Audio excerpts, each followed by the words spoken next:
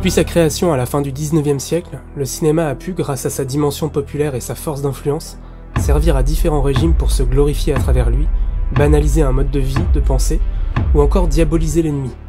L'exemple le plus probant est sans doute celui des films produits sous le régime nazi, comme ceux réalisés par Leni Riefenstahl, qui illustraient par l'image les thèses les plus atroces développées par Hitler, notamment dans Mein Kampf. Difficilement regardable aujourd'hui, tant le message est inacceptable, les films de la réalisatrice ont néanmoins développé une esthétique, déclinée inconsciemment aujourd'hui dans des publicités bien connues. Car le cinéma de propagande peut aussi accoucher de films visuellement valables, voire même de chocs esthétiques. Attention, cela n'enlève en rien au discours dégueulasse et aux conditions dans lesquelles l'œuvre a été pensée, mais il arrive de temps à autre que des cinéastes transcendent la commande et le cahier des charges pour livrer un film qui s'avère être de l'art. Et là je vais avancer dans le temps pour parler du film du jour, direction les années 60. Donc dans les années 60, le monde est, pour simplifier, divisé en deux. D'un côté le bloc de l'Ouest, largement mené par les États-Unis, tant le mode de vie US et le capitalisme ont infusé un peu partout dans le monde, et de l'autre l'URSS et quelques alliés pourfendeurs du communisme. À la mort de Staline, c'est Nikita Khrouchtchev qui prend les rênes de l'URSS, et en 1962, les tensions entre Moscou et Washington trouvent un point d'orgue avec la crise des missiles de Cuba. C'est dans ce contexte extrêmement tendu et délicat que l'URSS, qui a bien compris qu'avoir un allié si proche des États-Unis n'était pas une mauvaise chose, va faire une proposition au récent régime castriste. Le cinéma de propagande a largement fait ses preuves depuis longtemps, et Moscou va proposer au ministère de la Culture cubaine de réaliser un film sur l'hégémonie américaine et sur les raisons du renversement du gouvernement de Batista. Les deux parties tombent d'accord pour que la réalisation soit confiée à Mikhail Kalatozov. C'est un choix stratégique car le cinéaste est apprécié en Occident, il a réalisé un film ayant obtenu la Palme d'Or. De fait, ce film de commande soviétique pourrait être vu à l'international et propager l'idéal communiste. Mais la réalité sera tout autre pour ce film qui sera titré Soy Cuba, et que personne ou presque ne verra pendant 30 ans. What? Soy Cuba est tourné sur 2 années sur le sol cubain, supervisé en personne par Che Guevara et Fidel Castro qui se rendent parfois sur le tournage, et Mikhail Kalatozov tente de s'immerger au mieux auprès des populations pour les comprendre au-delà de toute pensée idéologique. Bon, on va voir qu'il ne va pas non plus débarrasser son film de toute idéologie, bien au contraire, mais la démarche est là. Il va imaginer son film comme un recueil de 4 histoires autonomes et qui vont toutes raconter sous 4 angles différents et progressifs les méfaits de l'hégémonie américaine sur l'île de Cuba avant que Castro s'empare du pouvoir. La première histoire raconte celle de Betty, qui vend son corps aux touristes américains dans une représentation de la Havane festive et décadente, travestie par le tourisme occidental. La deuxième histoire raconte celle d'un agriculteur, Pedro, qui, heureux de ses récoltes, déchante quand les terres qu'il travaille sont revendues à un grand groupe américain. La troisième histoire raconte plus frontalement les révoltes qui commencent à gagner Cuba au travers le personnage d'un étudiant, Enrique.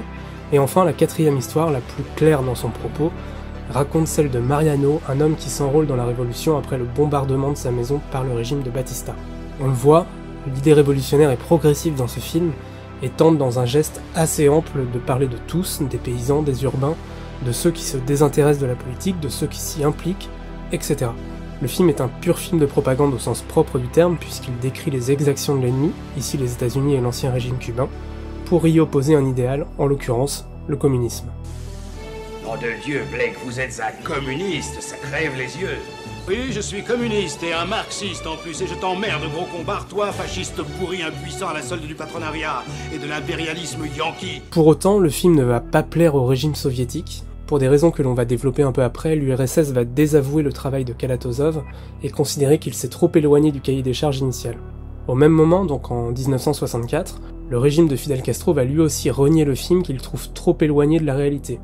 Le film va donc être rangé sur une étagère pendant quasiment 30 ans, et c'est une blessure profonde pour son réalisateur.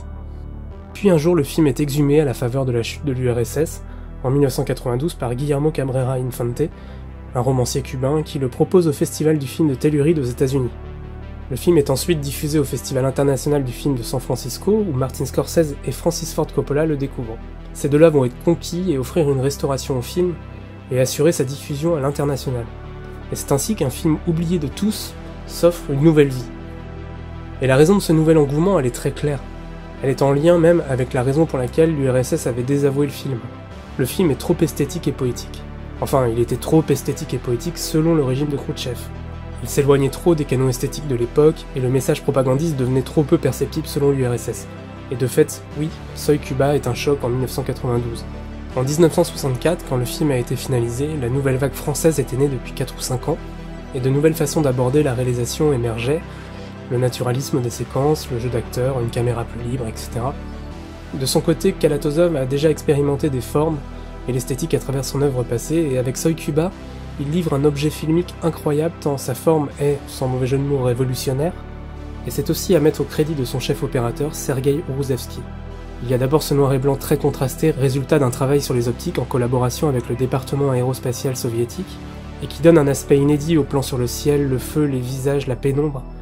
Il y a aussi ces mouvements complètement improbables pour l'époque où la pesanteur ne semble pas avoir d'effet sur la caméra.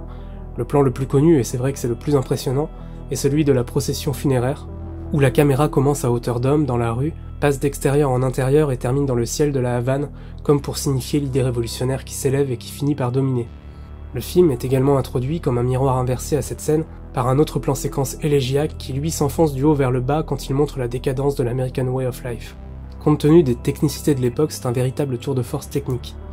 Mais la beauté de Soy Cuba ne se résume pas qu'à ses mouvements de caméra et à son esthétique novatrice, elle tient aussi à la poésie que le film distille, au gré de plusieurs séquences tantôt endiablées, tantôt contemplatives.